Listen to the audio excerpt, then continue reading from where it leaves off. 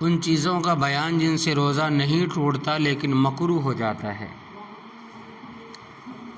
کچھ باتیں ایسی ہے کہ ان کے کرنے سے روزہ تو نہیں ٹوٹتا لیکن روزے کی حالت میں ان کا کرنا مکروہ ہے۔ اسی طرح ایک چیز ہے کہ تھوک جمع کر کے نگلنا، منہ میں تھوک جمع کر کے نگلنا مکروہ ہے، اگرچہ ایسا کرنے سے روزہ نہیں ٹوٹتا لیکن مکروہ ہوتا ہے۔ کھرا کھوٹا پرکھنے کے لیے شہد کا چخنا،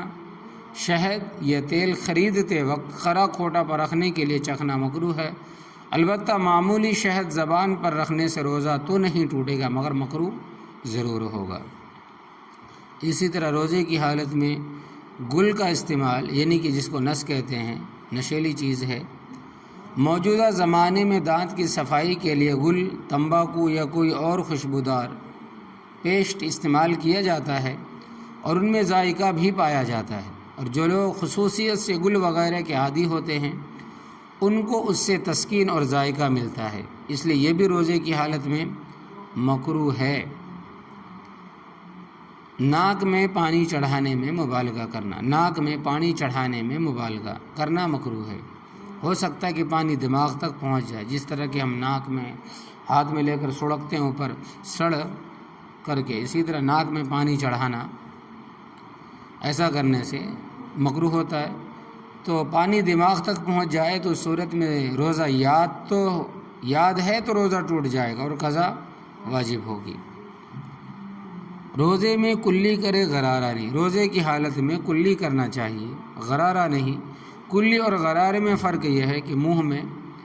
پانی لینے کے بعد سر جھکائے ہوئے جہاں تک پانی پہنچ جائے وہ کلی کرنا ہے، اور اتنی مقدار ہی غسل میں فرض ہے، اور منہ اٹھا کر پانی کو حرکت دینا اس کا نام غرارہ ہے، اور یہ غیر روزے دار کے لیے سنت ہے۔ روزے کی حالت میں غرارہ مکروہ ہے، اس لیے کہ اس میں پانی کے پیٹ میں جانے کا اندیشہ ہے، اور اگر اس طرح پانی پیٹ میں چلا جائے گا تو روزہ بھی ٹوٹ جائے گا۔ اسی طرح بیوی سے دل لگی کرنا، روزے کی حالت میں بیوی سے دل لگی اور بوس و کنار اور چمٹنے کے سلسلے میں فقہاء نے لکھا ہے کہ جو شخص اپنے نفس کے بارے میں مطمئن ہو کہ وہ دل لگی وغیرہ کی وجہ سے جماع یا انزال میں مبتلا نہیں ہوگا، یعنی منی نہیں نکلے گا، تو اس کے لیے تو گنجائش ہے۔ جیسے کہ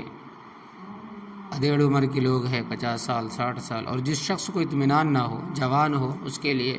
بوس و کنار اور چمٹنا بھی ان کے لیے مکروہ ہے۔ حضرت ابو ہریرہ رضی اللہ تعالیٰ عنہ سے روایت ہے کہ ایک صاحب نے رسول اللہ صلی اللہ علیہ وسلم سے روزے کی حالت میں بیوی کے ساتھ چمٹنے کے بارے میں سوال یا تو آپ صلی اللہ علیہ وسلم نے اسے اجازت دی، سوال کیا تو آپ صلی اللہ علیہ وسلم نے اسے اجازت دے دی۔ دوسرے صحابہ آئے، انہوں نے بھی یہی سوال کیا تو آپ صلی اللہ علیہ وسلم نے ان کو منع فرما دیا۔ جن صحاب کو آپ صلی اللہ علیہ وسلم نے اجازت مرحمت فرمائی، یعنی کہ جس شخص کو نبی کریم صلی اللہ علیہ وسلم نے اجازت دی تھی وہ سن رسیدہ، یعنی زیادہ عمر کے شخص تھے، بوڑھے تھے، اور جن کو منع فرمایا وہ جوان تھے۔ تو اس تفصیل کی روشنی میں نوجوانوں کو سبق لینا چاہیے اور اس مبارک مہینے میں ایسی حرکت سے پرہیز کرنا چاہیے اور یاد رکھنا چاہیے کہ روزہ توڑنا بہت بڑا گناہ ہے۔ البتہ روزے کی حالت میں مباشرت فاحشہ ہر شخص کے لیے مکروہ ہے، مباشرت فاحشہ ہر شخص کے لیے مکروہ ہے۔ مباشرت فاحشہ کا مطلب یہ ہے کہ لباس ہونے کی حالت میں مرد اور عورت آپس میں لباس ہونے کی حالت میں، یعنی کہ پہننے کی حالت میں مرد عورت کا آپس میں اس طرح چمٹنا کہ ایک دوسرے کی شرمگاہ آپس میں ٹچ کر جائے، مس کر جائے، تو ایسا کرنا مکروہ ہے۔ اسی طرح کمزور کر دینے والے کام کرنا، روزے کی حالت میں ایسا کام کرنا جس کی وجہ سے اتنی کمزوری آ جائے کہ روزہ توڑ دینا پڑ جائے، تو ایسا کام کرنا بھی مکروہ ہے۔ اسی طرح گناہ کے کام، روزے کی حالت میں کسی بھی طرح کے گناہ کے کام کرنے سے روزہ مکروہ ہو جاتا ہے۔ روزے میں مزی کا نکلنا، روزے کی حالت میں مزی نکلنے سے روزہ تو نہیں ٹوٹتا، البتہ روزے کی حالت میں ایسا کام نہ کرے جس سے مزی آئے، روزہ اس سے مکروہ ہو جاتا ہے۔ روزے میں منی نکلنا، روزے کی حالت میں محض دیکھنے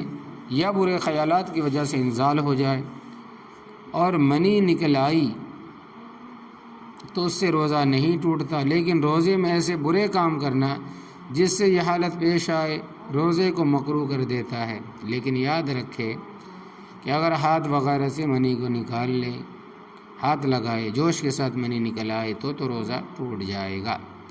سحری میں زیادہ تاخیر کرنا، سحری میں تاخیر کرنا مستحب ہے، یعنی کہ سحری کھانے میں لیٹ کرنا مستحب ہے، مگر اتنا لیٹ کرنا، اتنی تاخیر کرنا کہ رات کا باقی رہنا مشکوک ہو جائے، شک ہو جائے تو مکروہ ہے۔ اسی طرح عورت کا شوہر کی اجازت کے بغیر نفلی روزہ رکھنا، بیوی کے لیے شوہر کی اجازت کے بغیر نفلی روزہ رکھنا بھی مکروہ ہے۔ تو یہ وہ چیزیں ہیں جن کے کرنے سے روزہ مکروہ ہو جائے، ٹوٹتا تو نہیں مگر مکروہ ہوتا ہے اور گناہ ملنے کا اندیشہ ہوتا ہے۔